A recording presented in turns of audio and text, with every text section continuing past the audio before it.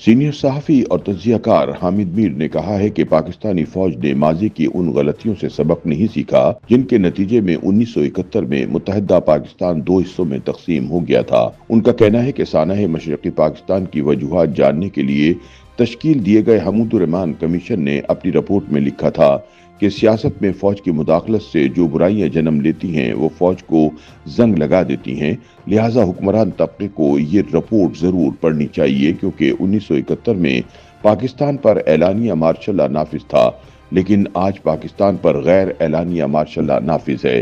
حامد میر سقوط ڈھاکہ پر لکھی گئی تحریر میں کہتے ہیں کہ انتہائی ٹھوس تاریخی شہادتوں سے پتہ چلتا ہے کہ پاکستان کی تحریک چلانے والی آل انڈیا مسلم لیگ 30 دسمبر 1906 کو ڈھاکہ میں قائم ہوئی تھی۔ تحریک پاکستان میں بنگالیوں نے بہت اہم کردار ادا کیا اور 23 مارچ 1940 کی قرارداد لاہور بھی ایک بنگالی لیڈر اے کے فضل الحق نے پیش کی تھی۔ قیام پاکستان کے کچھ عرصے بعد ہی قائد اعظم کی وفات ہو گئی۔ اردو کو قومی زبان قرار دینے پر قائد اعظم کی زندگی میں ہی مشرقی پاکستان میں بے چینی پیدا ہوئی، لیکن مشرقی پاکستان اور مغربی پاکستان میں نفرتوں کا آغاز 1958 میں مارشل لا نافذ ہونے کے بعد ہوا۔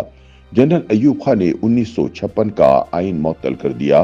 جب انہوں نے 1962 میں صدارتی آئین نافذ کرنے کا منصوبہ بنایا تو ان کے بنگالی وزیر قانون جسٹس ریٹائرڈ محمد ابراہیم نے جنرل ایوب خان کو روکنے کی کوشش کی۔ ان کی کتاب ڈائریز آف جسٹس محمد ابراہیم میں جنرل ایوب خان کے ساتھ ان کی سرکاری خط و کتابت شامل ہے، جس میں وزیر قانون نے صدر پاکستان کو وارننگ دی تھی کہ صدارتی آئین پاکستان توڑ دے گا۔ پاکستان کے فوجی صدر نے اپنے بنگالی وزیر قانون کی وارننگ نظر انداز کر دی۔ اس صدارتی آئین کے خلاف مشرقی پاکستان کے گورنر جنرل اعظم خان نے بھی استعفیٰ دے دیا۔ ایوب خان اپنی ضد پر قائم رہے اور انہوں نے ایک پنجابی جج جسٹس ریٹائرڈ محمد منیر کو اپنا وزیر قانون بنا لیا۔ نئے وزیر قانون کو یہ ذمہ داری سونپی گئی کہ وہ کسی طرح بنگالیوں سے جان چھڑائیں۔ جسٹس محمد منیر نے اپنی کتاب فرام جناح ٹو ضیاء میں لکھا تھا، 1962 میں وزیر قانون بنانے کے بعد جنرل ایوب خان نے مشرقی پاکستان سے تعلق رکھنے والے ایک بنگالی وزیر رمیز الدین کے پاس مجھے بھیجا اور میں نے انہیں کہا آپ ہم سے علیحدگی اختیار کر لیں یا کنفیڈریشن بنا لیں۔ رمیز الدین نے جواب میں کہا کہ ہم اکثریت میں ہیں، آپ اقلیت میں ہیں، اگر آپ علیحدہ ہونا چاہتے ہیں تو ہو جائیں، لیکن اصل پاکستان تو ہم ہیں۔ جس کی شہادت سے پتہ چلتا ہے کہ جنرل ایوب خان بنگالیوں کے ساتھ نہیں رہنا چاہتے تھے کیونکہ وہ صدارتی نظام کے خلاف تھے۔ یہی وہ سال تھا جب تحریک پاکستان کے رہنما حسین شہید سہروردی کو غداری کے الزام میں گرفتار کیا گیا تو ڈھاکہ میں پاکستان کے خلاف نعرے لگ گئے۔ اسی زمانے میں شیخ مجیب الرحمان کے موقف میں بہت سختی پیدا ہو گئی اور کچھ مصنفین کے مطابق انہوں نے بھارت کے ساتھ خفیہ رابطے شروع کر دیے۔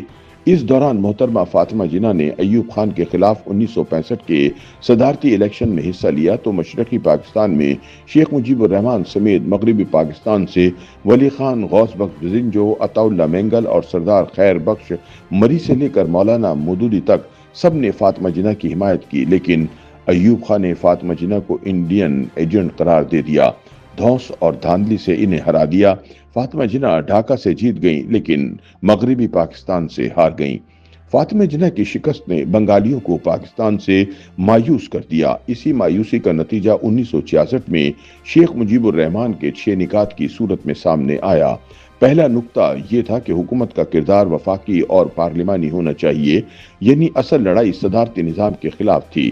پھر 1968 میں شیخ مجیب کو اگرتلہ سازش کیس میں ملوث کر دیا گیا۔ وہ ایوب خان جو جسٹس منیر کی مدد سے پاکستان توڑنا چاہتا تھا، اس نے مجیب پر پاکستان کے خلاف سازش کا الزام لگا دیا۔ الزام عدالت میں ثابت نہ ہو سکا اور شیخ مجیب کی مقبولیت مزید بڑھ گئی۔ 1969 میں معروف صحافی الطاف حسین قریشی نے شیخ مجیب الرحمان کا انٹرویو کیا۔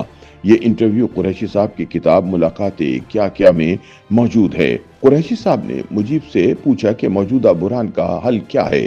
مجیب نے جواب میں کہا کہ 1956 کا آئین بحال کر دیں۔ قریشی صاحب نے کہا کہ 6 نکات تو کچھ اور ہی کہتے ہیں۔ مجیب نے جواب دیا کہ 6 نکات قرآن اور بائبل نہیں، ان پر نظر ثانی ہو سکتی ہے۔ پھر انہوں نے الطاف حسین قریشی کو وہی کہا جو رمیز الدین نے جسٹس منیر سے کہا تھا، ہماری آبادی 56% ہے، مغربی پاکستان علیحدگی کا تصور کر سکتا ہے، हम नहीं कर सकते। वो हिस्सा अगर अलग होना चाहता है तो हो जाए। इस वाक़े के एक साल बाद 7 दिसंबर 1970 को पाकिस्तान की तारीख के पहले आम इंतखाबात मुनक्किद हुए। आम तासुर यही है कि 1970 के इंतखाबात बड़े फेयर एंड फ्री थे। इस तासुर की नफी जनरल याहिया खान के अपने ही दो करीबी साथियों ने कर दी। पाकिस्तान एयरफोर्स के एक अफसर अरशद समी खान ने जनरल अयूब खान, जनरल याहिया खान और वजीर आजम जुल्फिकार अली भुट्टो के साथ बतौर एडीसी काम किया। उन्होंने अपनी किताब में लिखा कि 1970 के इंतखाबात में मेजर जनरल गुलाम उमर ने कुछ सियासतदानों में खुफिया तौर पर रकूम तकसीम की। इलेक्शन की रात जब रिजल्ट आने शुरू हुए तो सदर याहिया खान ने कहा कि जनरल उमर से बात कराओ। अरशद समी ने सदर की जनरल उमर से बात कराई तो सदर साहब ने गुस्से में उनसे पूछा, वो जो तुमने खान अब्दुल कय्यूब खान, सबूर खान और भाषानी को पैसे दिए थे उनका क्या हुआ? जनरल उमर कोई जवाब ना दे सके तो सदर ने कहा कि कौमी असम्बली के इंतखाबात में जो होना था वो हो गया। अब मुझे सूबाई असम्बली के इंतखाबात के नताइज बिल्कुल मुख्तलिफ चाहिए। लेकिन जनरल उमर सदर के ख्वाबों को हकीकत बनाने में नाकाम रहे। ISPR के साबिक सरबराह और सदर याहिया के press secretary brigadier AR Siddiqui ने अपनी किताब जनरल मोहम्मद याहिया खान में लिखा है कि जनरल उमर ने मशरकी पाकिस्तान में कर्नल SD अहमद के जरिए खान कय्यूम की कन्वेंशन, मुस्लिम लीग, जमात इस्लामी, सबूर खान, फजल कादर चौधरी, नूरुल अमीन, ख्वाजा खैरुद्दीन, मौलवी फरीद अहमद और कुछ दीगर में भारी रकूम तकसीम की। इस धांधली के बावजूद शेख मुजीबुर रहमान की अवामी लीग ने कौमी असम्बली और मशरकी पाकिस्तान की सूबाई असम्बली में अक्सरियत हासिल कर ली, लेकिन अक्सरियती जमात को इक़्तिदार मुंतकिल करने से गुरेज किया गया, जिसके नतीजे में पाकिस्तान दो लख्त हो गया। हामिद मीर कहते हैं कि 1971 में मशरकी पाकिस्तान खो दिया गया और आज कश्मीर खो दिया गया है।